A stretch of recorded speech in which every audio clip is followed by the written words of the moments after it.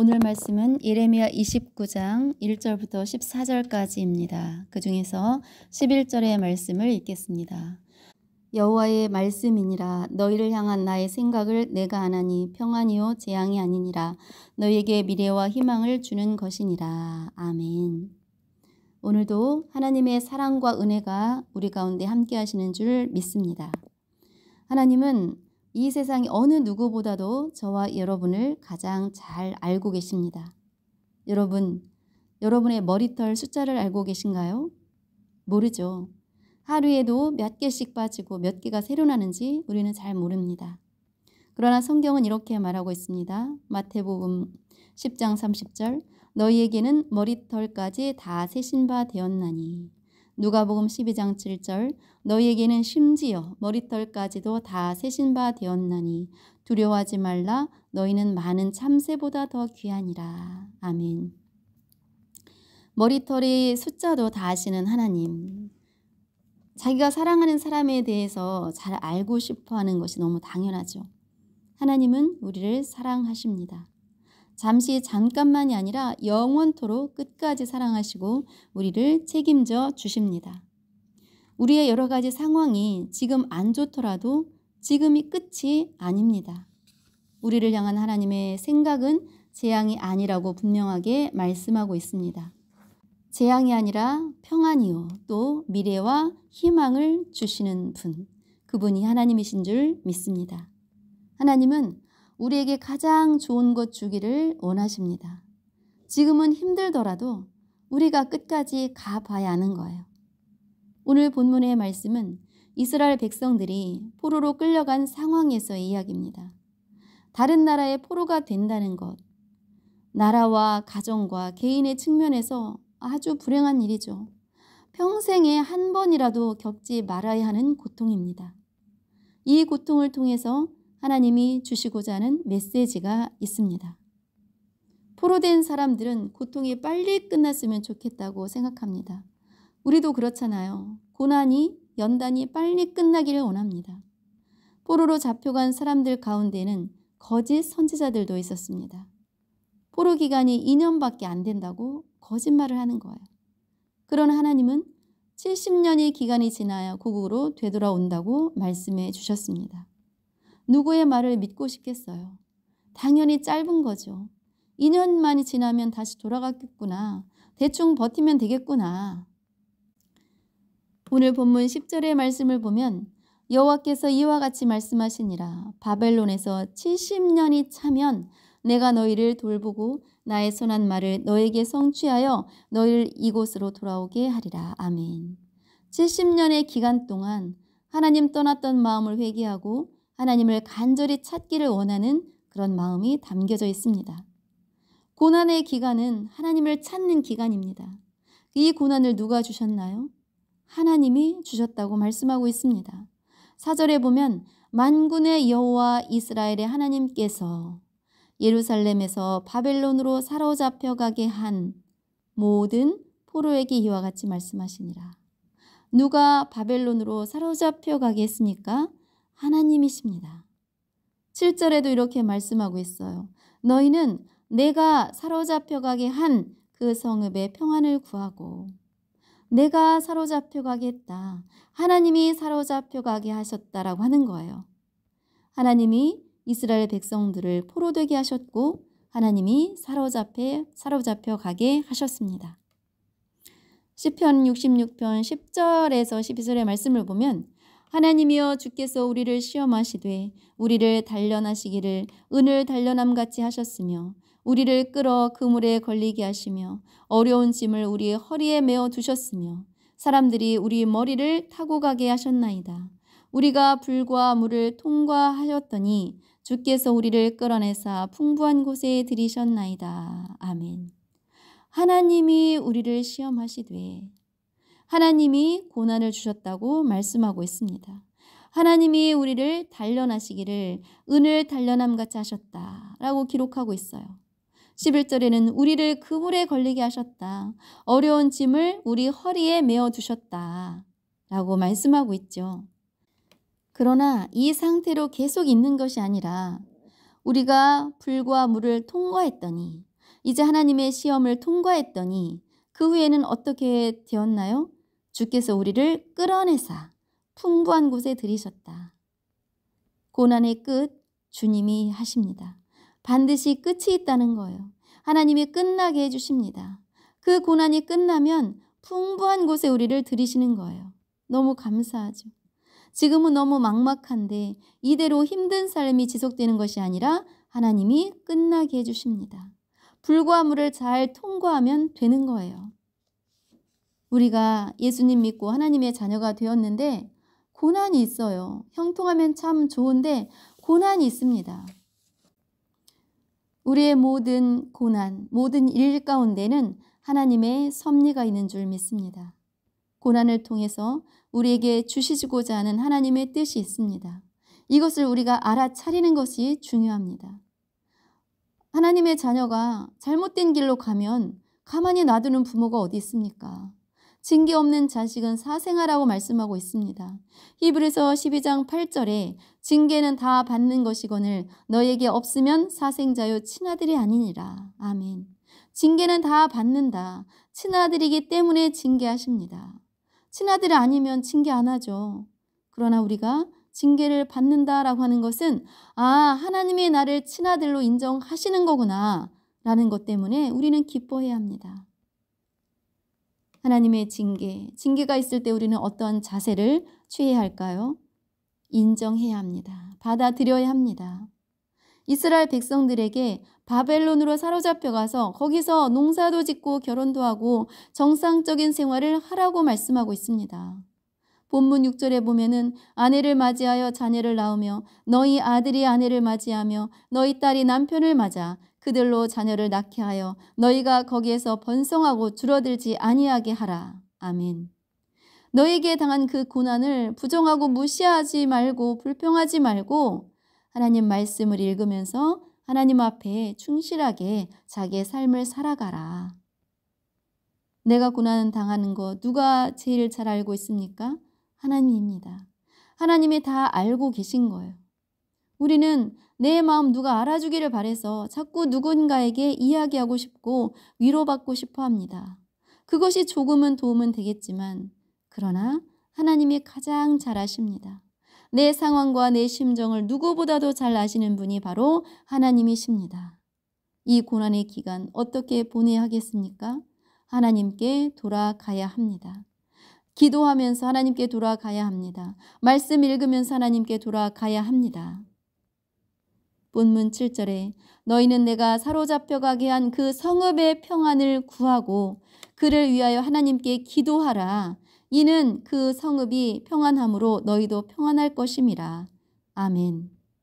바벨론에게 포로로 잡혀갔는데 그 나라를 위해서 기도하라고 하는 거예요. 그 나라의 평안을 위해서 기도해라. 원수를 위해서 기도하라는 것입니다. 말도 안 되죠. 나라를 뒤 흔들어 놓고 이제 포로로 잡아간 그 적국의 평안을 비는 기도 어떻게 합니까? 그러나 그것이 하나님의 뜻이에요. 내가 지금 겪고 있는 고난이 어떤 사람 때문이라면 그 사람을 위해서 복을 비는 기도를 하라는 거예요. 나를 힘들게 하는 사람, 그 사람의 평안을 빌라는 거죠. 원수 갚으려 하지 말라는 거예요. 원수는 누가 갚아요? 하나님이 갚아 주십니다. 베드로전서 3장 9절부터 11절까지 보니까 악을 악으로 욕을 욕으로 갚지 말고 도리어 복을 빌라 이를 위하여 네가 부르심을 받았으니 이는 복을 이어받게 하려 하심이라.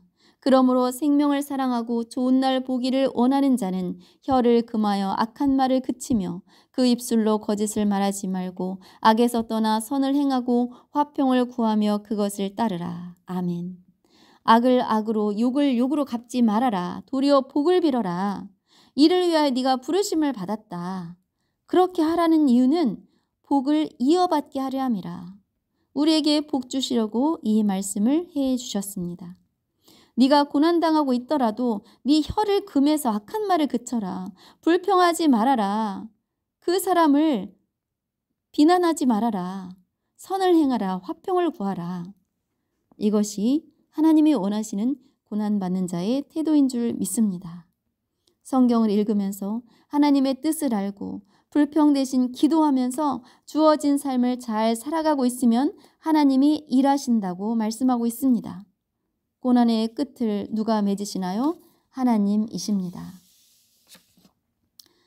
본문 9절의 말씀에 보면 내가 그들을 보내지 아니하였어도 그들이 내 이름으로 거짓을 예언함이라 여호와의 말씀이니라. 거짓 선지자는 하나님이 보내지 않았어요. 그런데 하나님이 보냈다고 거짓말하는 거예요. 그러면서 이 고난이 끝난다. 금방 끝난다. 2년만 지나면 금방 끝난다. 이렇게 거짓말을 합니다.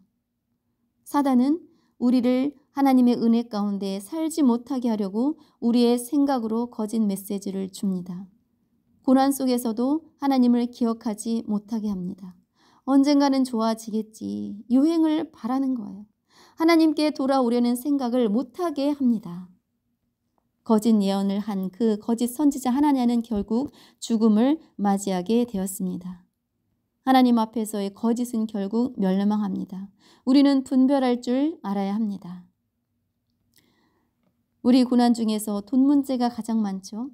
이것을 해결받기 위해서 이 문제만을 위해서 기도하는 경우가 많습니다. 하나님이 들어주시기도 하죠. 그러나 이 문제만 해결받으면 또다시 하나님을 멀리하고 또 어려움을 겪게 되고 반복을 되풀이합니다. 근본적인 하나님과의 관계를 회복하는 것이 더 중요합니다. 고난이 빨리 끝나는 것보다 하나님과의 관계 회복이 더 중요합니다. 이것은 성경 읽기와 기도로 회복될 수 있습니다. 성경을 읽으면 기도하게 되어 있어요. 성경을 읽으면 하나님의 마음을 알 수 있게 되어 있습니다. 어느 목사님의 간증을 잠깐 소개하고자 합니다. 이 목사님은 성경을 일주일에 일독하라 라는 하나님의 음성을 듣고 실천을 하고 있다고 합니다. 일주일에 일독하는 거 쉽지 않습니다. 한 달에 일독하는 것도 어려워하죠.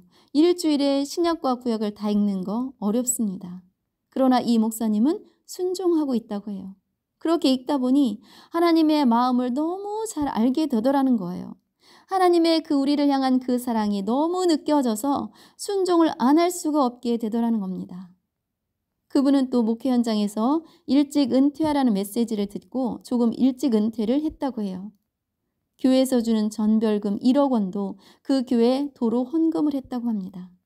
그리고 지금은 성도들이 적은 교회에 가서 집회를 해주고 사례도 안 받고 오히려 그 교회에 헌금을 하고 온다고 합니다. 그런데 이상하게 하나님이 다 채워주신다라고 하는 거예요. 이러한 마음이 어디에서 나옵니까?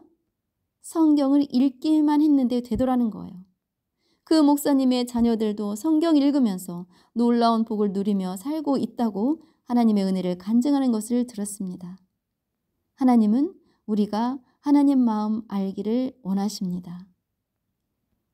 교회 안에 고난당하고 있는 성도들이 참 많습니다. 삶이 그렇게 힘든데 어디를 봐도 소망이 없고 구멍이 없는데 하나님을 바라보아야 끝나는데 하나님을 안 바라보는 거예요. 하나님은 우리가 고통 가운데 살기를 원하지 않으십니다. 우리를 향한 하나님의 생각은 재앙이 아니라 평안이요 미래와 희망을 주는 것이라고 분명하게 말씀하고 있습니다. 그럼 우리가 어떻게 해야 할까요? 본문 12절 13절 너희가 내게 부르짖으며 내게 와서 기도하면 내가 너희들의 기도를 들을 것이요 너희가 온 마음으로 나를 구하면 나를 찾을 것이요 나를 만나리라. 아멘. 하나님 앞에 부르짖으라는 거죠. 간절히 기도하라는 거예요. 내 문제를 해결해 달라는 기도보다 하나님과의 관계 회복을 위해서 기도해야 합니다. 하나님을 구해야 합니다. 하나님을 온 마음으로 찾아야 합니다. 그때 하나님께서 만나주시고 우리의 문제들도 해결해 주십니다. 우리는 우리의 문제가 산처럼 크다고 생각해요. 그러나 하나님께는 그것이 문제가 결코 되지 않아요. 그 하나님, 문제가 문제되지 않는 그 하나님께 우리는 돌아가야 합니다. 하나님을 찾지 않고 믿지 않는 것, 이것을 회개해야 합니다. 본문 10절을 다시 읽어보면 여호와께서 이와 같이 말씀하시니라. 바벨론에서 70년이 차면 내가 너희를 돌보고 나의 선한 말을 너에게 성취하여 너희를 이곳으로 돌아오게 하리라.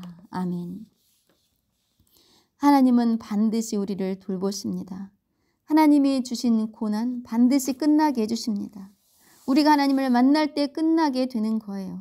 우리가 하나님을 간절히 찾을 때, 하나님의 얼굴을 구할 때, 하나님, 제가 하나님 없이 살아왔던 것을 회개합니다. 이제 하나님만을 붙잡겠습니다. 주님 안에 거하겠습니다. 이런 고백으로 주 앞에 돌아올 때 하나님이 우리에게 은혜를 주시고 우리의 당한 모든 문제들을 해결해 주시는 분임을 믿습니다.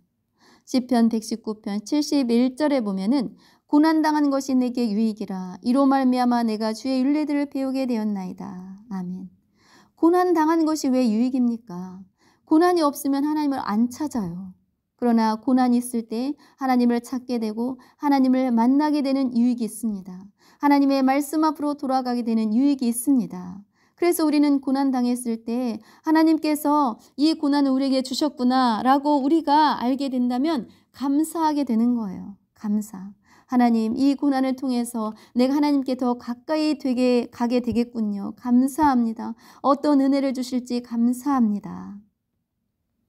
고린도전서 10장 13절의 말씀을 보면 사람이 감당할 시험 받기는 너희가 당한 것이 없나니 오직 하나님은 미쁘사 너희가 감당하지 못할 시험 당함을 허락하지 아니하시고 시험 당할 즈음에 또한 피할 길을 내사 너희로 능히 감당하게 하시느니라. 아멘.